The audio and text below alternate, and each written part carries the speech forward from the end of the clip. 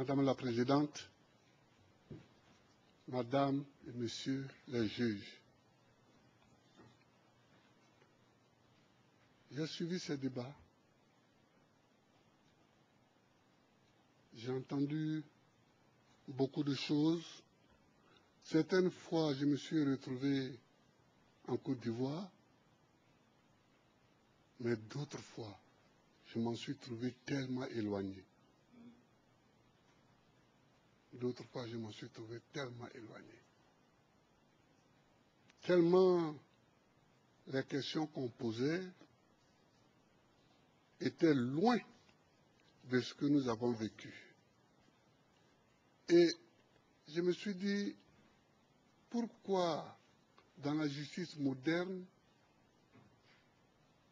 y a-t-il des camps retranchés? Parce que sur beaucoup de questions, aussi bien l'accusation que la représentante des victimes, que vous-même, vous aurez pu m'appeler, j'aurais pu donner des informations, ne serait-ce que des informations que vous aurez pu vérifier après, mais pour fluidifier le raisonnement. J'aurais pu dire beaucoup de choses sur des petites questions. Par exemple, quand on dit il a signé un papier pour déployer l'armée, jamais. J'ai signé un décret pour que tous les FDS soient mobilisés. Mais c'est une pratique qui date de 1961, qui date de l'époque où l'armée a été créée. Le chef de l'État peut, en cas de trouble, signer un décret, parce que la police, c'est la police, ensuite il y a la gendarmerie, mais si ces deux forces sont totalement submergées, elles peuvent appeler l'armée en renfort. Et donc, pour ça, le président de la République signe un décret qu'il donne aux différents chefs. C'est à eux d'utiliser l'armée ou de ne pas l'utiliser. Ça dépend de ce qu'ils pensent de la situation. Donc, c'est des choses pratiques comme ça et petites qu'on aurait pu expliquer quand le chef de FDS est venu me dire « Ah, la situation à Bobo, il y a les soldats d'IB, je pense que c'est eux le commando invisible, donc on ne sait pas comment ça va aller. » J'ai dit « Qu'est-ce qu'on fait ?» Il dit « Bon, signez toujours un décret et puis on va garder ça et si on n'en a pas besoin, on n'en a pas besoin, mais si on en a besoin. » Donc, il y a plein de choses comme ça. Et puis, il ne faut pas me donner des parents que je n'ai pas. Je crois qu'on veut faire comme souvent en Afrique, comme en Europe, vous dites les Africains, c'est comme ça, ils gouvernent. Je ne gouverne pas avec ma famille. Moi, je suis chef de l'État, président de la République. Ma femme, elle est députée. Et Kade n'est pas mon neveu. Le mot neveu est un mot français. J'ai des neveux ici qui sont dans cette salle. Mais Kade n'est pas mon neveu. Il a été ministre de la Défense, ministre délégué à la Défense. Et il était mon conseiller. Je ne gouverne pas avec ma famille. Peut-être que ça se fait comme ça ailleurs en Afrique, mais pas en Côte d'Ivoire, au temps de Gbagbo. Ça dit, il y a des petites choses comme ça qu'on aurait pu éviter, ça alourdit pour rien l'atmosphère, et ça nous empêche d'aller immédiatement au fond du problème. Madame la Présidente, toute ma vie, et ça se sait non seulement en Côte d'Ivoire, mais dans toute l'Afrique et dans toute la France politique, j'ai lutté pour la démocratie. J'ai demandé à mes avocats la semaine dernière, je leur ai dit que je voulais vous envoyer, vous amener tous les livres que j'ai écrits sur mon parcours. Ils ont dit que c'est trop tard pour introduire ces livres-là. Mais quand on aura tout fini, quel que soit le résultat, quel que soit ce que vous déciderez, j'enverrai un lot des livres de Gbagbo au bureau du procureur. Je vous enverrai un livre des livres de Gbagbo, parce que, en fait, c'est ça, l'homme. Il marche, mais il laisse des traces sur le chemin qu'il parcourt.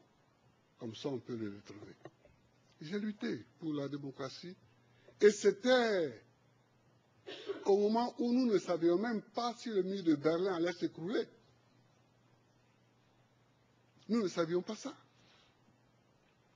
Donc on luttait avec un courage. Mais on était convaincus que nous-mêmes, on n'allait pas voir la démocratie triompher. Mais le mur de Berlin s'est écroulé et nous a aidés à gagner la victoire du multipartisme et de la démocratie. Alors, c'est pourquoi je voudrais simplement dire, et je ne vais pas aller plus loin, je voudrais seulement dire que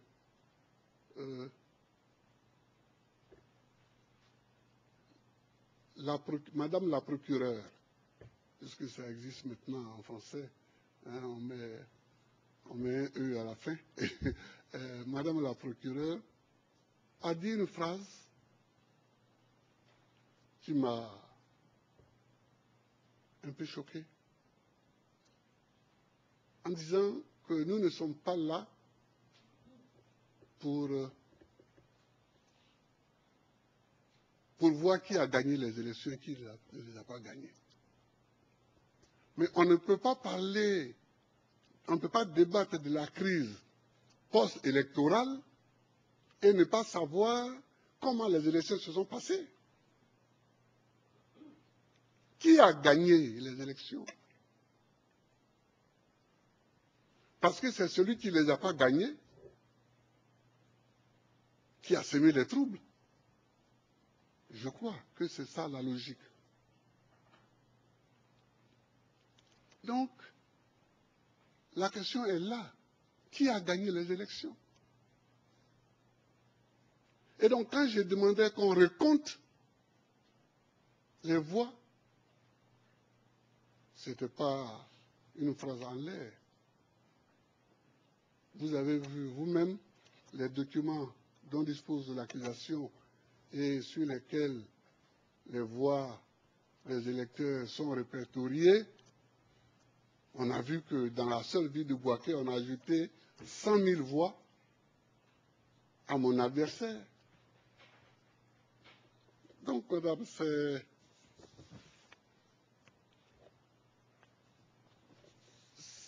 ça le fond de la question. C'est ça le fond de la question. On nous a attaqué en 2002, j'ai fait mon travail. C'est-à-dire que je n'ai jamais cru que la Côte d'Ivoire allait s'en sortir par la guerre. Je n'ai jamais cru ça. J'ai toujours cru qu'on s'en sortirait par la discussion. Même si je sais qu'ils ont tort. Mais pour s'en sortir, j'ai toujours cru à la discussion. Alors j'ai parcouru toute l'Afrique. On a fait les négociations de Lomé. Ils ont fait les négociations de Marcoussi et de Kléber, mais ça, je laisse ça de côté parce que c'est... nous avons fait les négociations de Accra 1, Accra 2, Accra 3, sous la présidence de John Kufuor.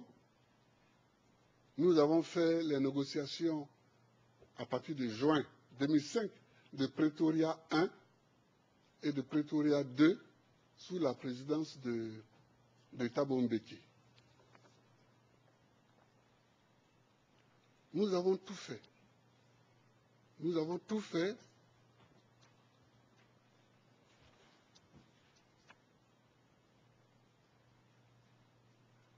Nous avons tout fait pour que la discussion avance. C'est à Pretoria. C'est à Pretoria que j'ai demandé à Thabo Mbeki de m'aider à trouver une solution légale pour que Alassane soit candidat. Parce que ça empoisonne la situation. C'est à Pretoria en 2005.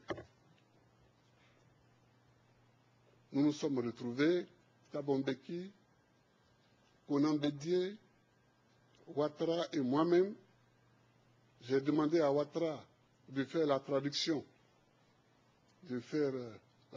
entre Thabo Mbeki et moi. C'est là que je leur ai dit que ça ne me gênait pas que Ouattara soit candidat. Mais comme mon électorat aussi est là, donc il faut que Thabo Mbeki nous écrive à nous tous à Abidjan pour que après je puisse prendre une décision. Je n'aime pas l'article 48 de la Constitution. C'est comme l'article 16 de la Constitution française. Ça donne énormément de pouvoir. Mais ce jour-là, j'ai pris l'article 48 de la Constitution et j'ai permis à Ouattara et à Bédié, d'être candidats. Donc, madame, voilà ce que je voulais vous dire. Voilà ce que je voulais vous dire. Nos pays, nos États, et ce sera mon dernier point, sont fragiles. Nos États sont fragiles. Et chaque fois qu'un chef d'État européen ou occidental me disait « Faites la démocratie en Afrique », je lui disais « Nous avons besoin de la démocratie, non pas parce que vous le dites, mais parce que nous-mêmes, nous en avons effectivement besoin pour construire nos États. » Madame, regardez la Côte d'Ivoire. Si nous n'employons pas la démocratie, comment nous allons choisir le chef de l'État? Il y a à l'est, adossé à la frontière ghanéenne, les Akans, qui ont un mode à eux pour choisir les chefs de village ou de canton ou leur roi. Nous avons à l'ouest un pouvoir éparpillé. Nous avons au nord les Malinqués islamisés qui se regroupent autour des mosquées et à côté d'eux les Sénoufos qui se retrouvent dans les bois sacrés. Quel mode électoral allons-nous prendre? Donc la démocratie nous aide parce que elle fait tabula rasa de tout cela et elle donne à chaque individu considéré comme citoyen une voix. C'est pourquoi je me suis engagé dans la lutte pour la démocratie. Et puis nous, qui venons de familles très modestes, s'il n'y a pas la démocratie, jamais on n'aurait de postes élevés. Moi, les gens avec qui j'ai été à l'école, quand j'ai été élu président, ils n'étaient pas étonnés parce qu'ils savaient mon engagement. Mais ils sont venus me saluer pour saluer mon courage. Parce que je n'étais pas le plus aidé. Je n'étais pas le plus intelligent, je n'étais pas le plus riche, je n'étais pas... Donc nous avons besoin de la démocratie, madame. Mais la démocratie, ce n'est pas seulement le vote. C'est qui dit le vote. Qui dit le résultat du vote. C'est ça aussi la démocratie.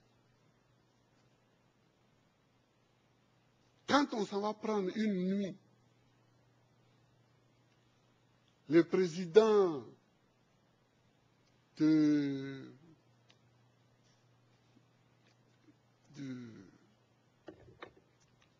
groupement électoral, qu'on l'amène